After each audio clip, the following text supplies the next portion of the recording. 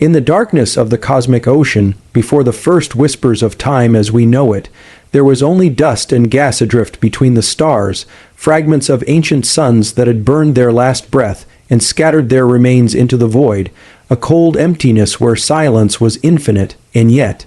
within that silence, the seeds of worlds lay waiting. About 4.5 billion years ago, a newborn star began to shine in a remote arm of the Milky Way, its light breaking through the endless night as gravity gathered the swirling clouds of hydrogen, helium, and heavier elements into a spinning disk, the solar nebula, a colossal whirlpool of creation where every speck of dust carried the memory of exploding stars, and within that whirling chaos, collisions began, tiny grains meeting, sticking together, growing into pebbles, then rocks, then mountain-sized bodies, their impact shaking the young solar system with silent violence, each collision generating heat, melting stone, welding matter into larger and larger forms, until one of these growing worlds, still nameless and wild, began to dominate its orbit. It was not yet blue and green, but a sphere of molten rock, its surface an ocean of lava, glowing red beneath a sky choked with toxic vapors, meteors raining endlessly upon it. Each strike a reminder that creation was never gentle,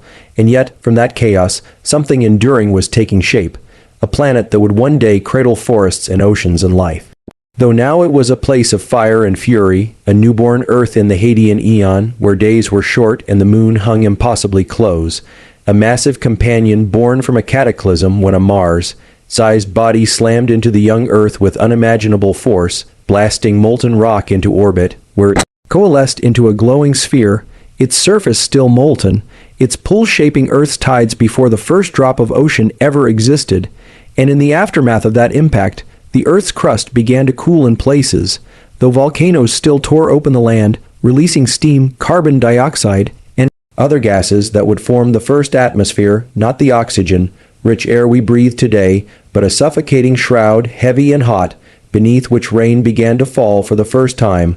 A rain not of gentle showers, but torrents lasting for millions of years, cooling the surface, filling vast basins and giving birth to the first oceans, their waters dark and acidic, under skies still veiled in clouds of ash, and yet these oceans would be the cradle of something extraordinary, for even in the shadow of destruction, life was preparing to take its first breath.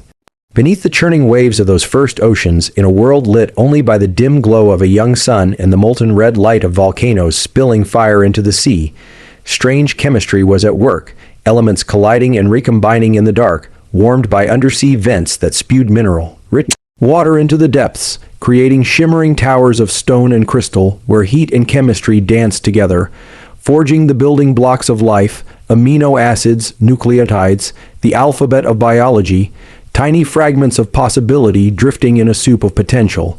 And though it would take millions of years for these ingredients to assemble into something truly alive, the process had begun, guided not by intent but by the unbroken laws of physics and chemistry, until one day, somewhere in the hidden shadows of the ocean floor, molecules folded and fused into the first self-replicating structures, delicate yet relentless, capable of making imperfect copies of themselves, and from those imperfections came evolution, the slow and patient sculptor of life, shaping each generation with the smallest of changes, and in this way, the very first cells emerged, simple yet miraculous.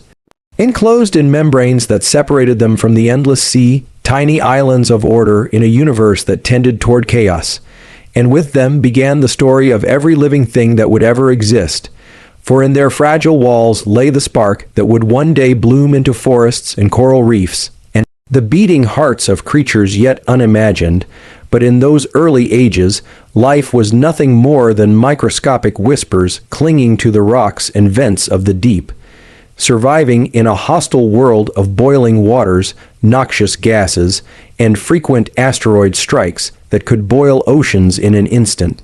Yet life endured, finding refuge in the depths, multiplying slowly while above the continents had not yet formed. The land was bare rock and volcanic plains, the skies a swirling mix of steam and ash, and the moon still loomed large, its pull creating immense tides that surged across the planet, surface, stirring the oceans and mixing their chemistry, helping life to spread, and as the eons passed, Earth's crust thickened, volcanoes calmed in places, and the first small islands of land rose from the seas, barren and lifeless, but destined to one day host forests older than mountains, and in the oceans, tiny life forms began to change the very air itself, for among them were the first photosynthetic microbes, harnessing the light of the sun to make energy, releasing oxygen as a waste product, a gas that at first reacted with the oceans and rocks, but over countless millennia began to accumulate in the atmosphere, setting the stage for a world that could one day sustain animals,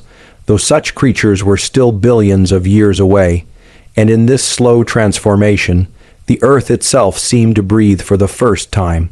As oxygen slowly seeped into the skies, it was not yet the life, giving air of future ages, but a quiet revolution unfolding over hundreds of millions of years, a transformation invisible to the naked eye but monumental in its consequences, for oxygen was both a gift and a poison, deadly to many of the ancient anaerobic life forms that had thrived in the early oceans, yet for others it was an opportunity, a new source of energy that would make possible the leap toward complexity, and so, while much of the microbial world perished in what would one day be called the Great Oxygenation Event, new forms emerged that could breathe this strange gas, and with them began the first fragile steps toward the diverse and intricate web of life to come.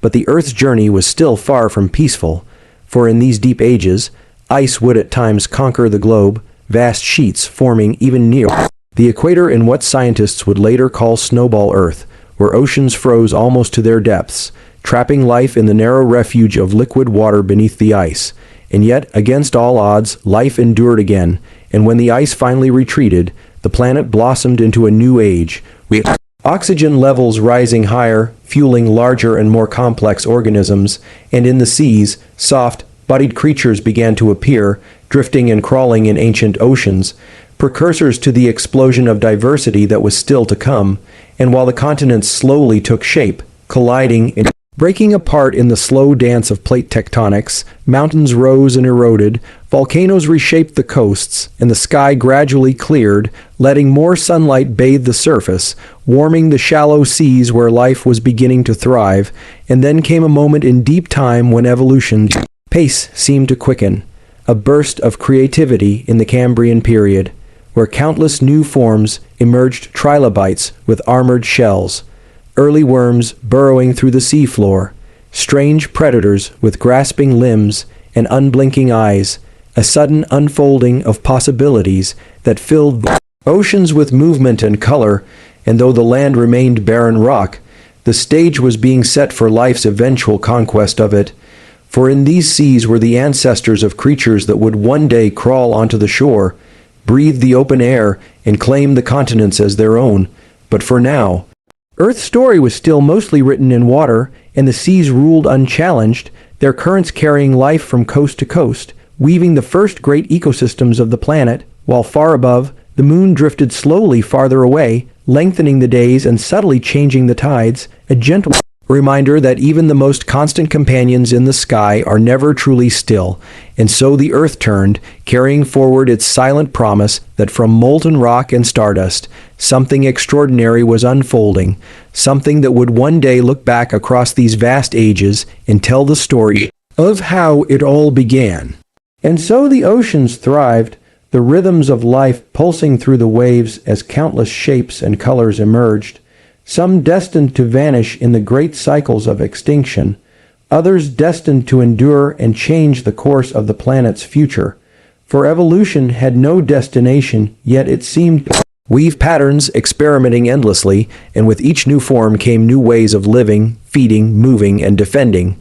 Predators sharpened their senses while prey learned to hide. Shells grew thicker, limbs more agile, eyes more complex, until the seas became a living tapestry of movement and survival, and yet the land remained a silent spectator, barren, wind swept, and lifeless, its rocks weathered by rain but untouched by root or leaf, until one day in deep time, the first pioneers appeared at the edge of the shore, simple plants and algae clinging to damp rocks, their green pigment catching sunlight and turning it into energy, slowly transforming bare stone into the first fragile soils, and behind them came tiny arthropods, early relatives of insects and spiders, their jointed legs carrying them between tide pools in search of food, and though they were small and fragile, compared to the giants of the sea, they were the first creatures to walk upon the open land, the first to feel the wind without water to cushion its touch. And in this slow but relentless way, the continents began to awaken, green spreading in patches,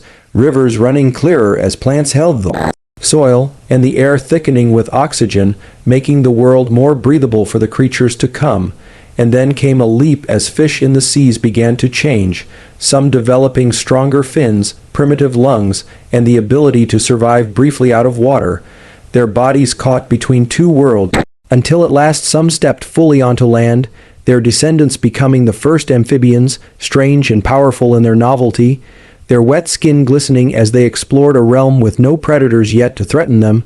and for millions of years they thrived, spreading into forests of giant ferns and towering club mosses that shaded the ground in deep green, a time when insects grew enormous, dragonflies with wingspans as wide as a hawk's, millipedes the length of a man, all made possible by the rich oxygen of the Carboniferous age, when Earth seemed to favor abundance in size, number, but change is the only constant in the planet's story, and as climates shifted and continents moved, forests fell, seas retreated, and new creatures rose to prominence, among them the reptiles, masters of dry land, their scales protecting them from the sun and their eggs free from the need for water, a breakthrough that would lead to the age of giants. For from these ancient reptiles came dinosaurs, beings of staggering size and diversity, some towering like moving mountains, others swift and feathered, hunting in packs, their reign lasting for more than 150 million years, an era when Earth's continents were joined into the vast supercontinent Pangaea before slowly drifting apart, reshaping the face of the planet again.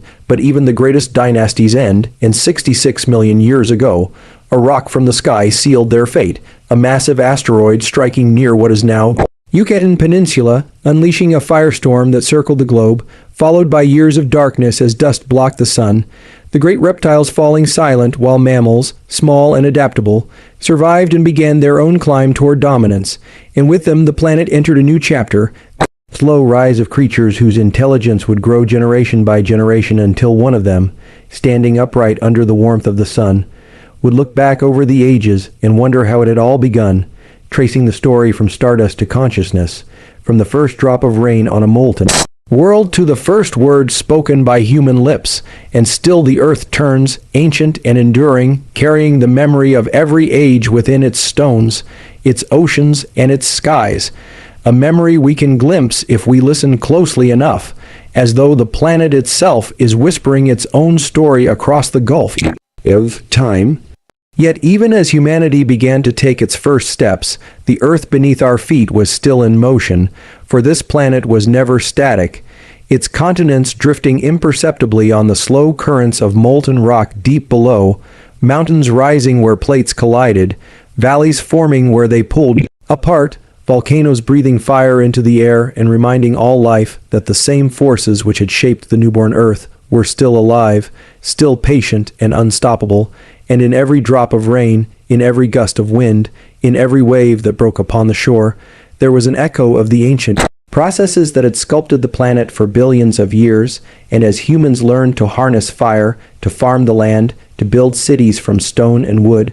we were unknowingly writing ourselves into a story that had begun long before the first heartbeat, our civilization's a brief flicker in long arc of time, and yet that flicker burned bright, for with it came the ability to ask questions no other creature had ever asked. Where did we come from? Why is the sky blue? Why do the stars move? And as we reached outward, exploring the seas, mapping the continents, peering into the heavens, we began to piece together the puzzle of our origins, realizing that the ground beneath us was forged in the heart of stars, that the oxygen we breathe is the gift of ancient microbes, that the moon is the child of a cataclysm, and that the oceans were once acid rain falling on a molten world. And in this knowledge came a sense of awe, for we were not separate from the earth, but a continuation of it, made of the same atoms, shaped by the same laws, bound to the same cycles, and when we look up at the moon or watch the sun sink below the horizon, we are seeing the same celestial Dance that played over the newborn seas billions of years ago, the same rhythms that stirred life from lifelessness, and perhaps in that recognition, we feel a deeper connection to this planet, knowing that long after we are gone, the Earth will go on turning, carrying new stories, new forms of